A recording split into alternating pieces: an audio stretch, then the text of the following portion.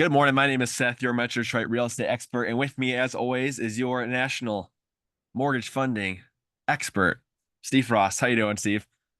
Doing wonderful, thank you. Beautiful. So I am going to touch up on some nationwide news today. That's the numbers that came in for me this morning, and mortgage payments as well. So year over year, mortgage monthly payments are down a measly 0.1%. That's the first time that we've seen an annual drop in a home monthly mortgage payment in 4 years. So that's pretty big news for us here on these side of things. Mortgage rates are also at a 15-month low, so that's double good news for us in the mortgage world. So Steve will have a lot of good stuff to talk about. New listings year over year nationwide are up 3.4%. So that's healthy. More listings hitting the market as interest rates drop because we got more people that can downsize or can upsize and start to afford it now. Home prices nationwide are up 3.6 year over year. Now, last week I touched on Metro Detroit, which is pretty astronomical. I think we're like 10 or 11%, I forget. But 3.6% nationwide is a very healthy appreciation rate for us, especially after seeing, 15, 20% over these past couple of years. We can start to see that simmer down and go to a more of a normal and stable home growth so we can start seeing affordability go up. Would you agree, Steve? I think so. So, Beautiful. I mean, with the drop with the drop in rates, like if you do the math in what I like a sale environment, like things are on sale. So with rate drops right now, I mean, with whether it be refinancing or if you look at mortgage payments today compared to 12 months ago, it's Mhm. about 15% less for your what you're actually paying in interest on the same loan amount, which It's monthly, huge. right? Which is pretty nice. If you think about it, if you have a $1,500 a month payment, it's about a $225 discount on what you would pay monthly. So it is starting to help. I talk to people and they're like, $300 in savings or in $300 and being more affordable doesn't move the needle. And like, I get it. Like everything's expensive, and you kind of get into this mindset. We're like, well, Jesus, is $300 really that much money? And I always go back to, so saving money.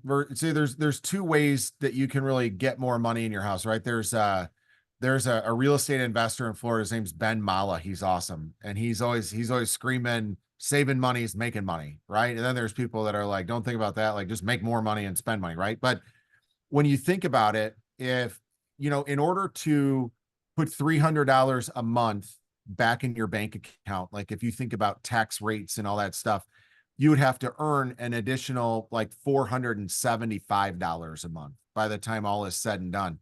So now you're talking about finding a job or getting a pay increase of $5,000 to $6,000 a year in your income to have the same effect on your actual bank account as it does to save around $300 a month on a mortgage, which is a lot of money, and it is that savings is huge for families. It's just you have to get away from like expecting to save, four, five, 600 or 1,000 a month just because everything else is so expensive now. Right. $300 is still even, and tell people, look, you save $100 a month. Like I did for a very long time. I did ultra high net worth lending and things of that nature. And those individuals, if they could save money on interest and it made sense from a cost perspective, like they would break even in 12 months or less, they did it. Because it's one of those, if you can save, saving on interest is like taxes. You always do it when you can. Yeah, that's a really good point. I mean, yeah, you said $300 a month, right? Yeah. So I mean, $3,600 a year when you think about it, and it's a string of year, and then you think a few years from now, and think about how that compounds, and you can save that, or and to that point too, you save $3,600 in a year, and then what if rates are down again? At that point, could you refinance again, Steve, For and sure. save even more money? Mhm. Yeah, that's And there's incredible. always, the number one cost again is like, what's it cost me? Well, the beautiful thing with the refinance is, look, number one, I mean, obviously closing costs matter and you have to do your due diligence and all that. But the best thing about refinancing is you can save money and the bank will let you roll that into your loan. Like you don't have to pay it out of pocket. So you can say, I mean, if you're a first time home buyer and you have a 30-year mortgage and you're not sure how long you're going to be in the home and you don't have like a set plan to pay your house off, who cares about closing costs? Like, obviously you're going to do your research. You're going to make sure you're not getting fleeced, right? You're not getting hammered on thousands and thousands of dollars in closing costs. But if you have to roll, $2,000, $3,000 into your loan amount, and spread that over 30 years, who cares? Like, the bank will let you finance it. You don't have to pay it out of pocket, and you get the savings monthly. And then you get to skip a mortgage payment, which is kind of nice. And then you also get an escrow refund for what you had in your current escrow account. So I'm not trying to make this a refinance commercial or anything like that. I'm just saying that there's these decreases in rates give you opportunities to hedge against some of the inflation and some of the other increased costs that you're experiencing right now, just from like a retail consumer perspective. Yeah, 100%. 100%. Anything else today, Steve?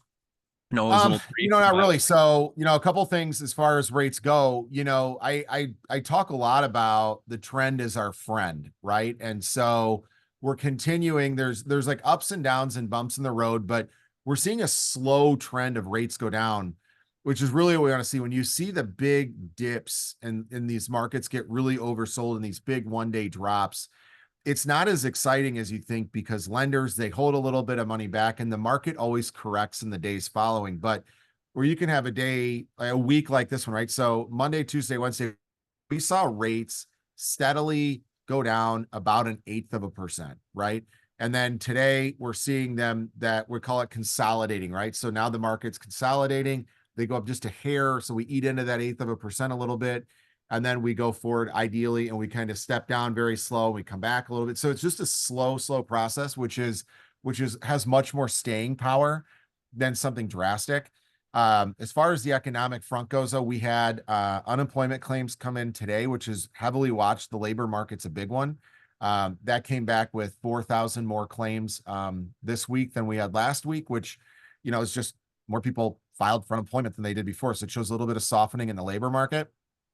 We had an interesting report that came out yesterday. And so, every month, a big driver of mortgage rates and bond prices are the jobs reports, the BLS. So the Department of Bureau and Labor Statistics, they release the big employment report the first Friday of every month. And that's the biggest driver of mortgage rates for like the last 12 months, even more than inflation.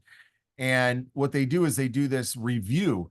And so they went back and they said, okay, let's look at all the revisions and like how many overstated or understated jobs were created.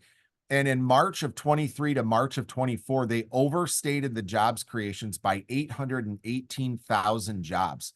So where we were reporting an average of 230,000 jobs being created each month, in actuality, that number was like 174,000. And now the markets didn't respond to that because it's old news and that's already passed and what's happened.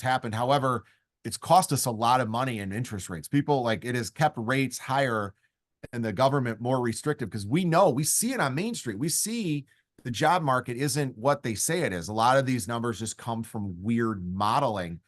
And so when the Fed is beginning their rate cycle, right? It's like pretty much set. It's pretty much set that they're going to lower rates at least 1/4% next month. Well, having this continued weakness, as maybe we see a little bit more, the last 4 economic cycles where the Fed has started lowering rates, they've lowered the rate the first time 50 basis points. So this kind of plays a little bit more into a potential 50 or 0.5% drop in Fed funds rate.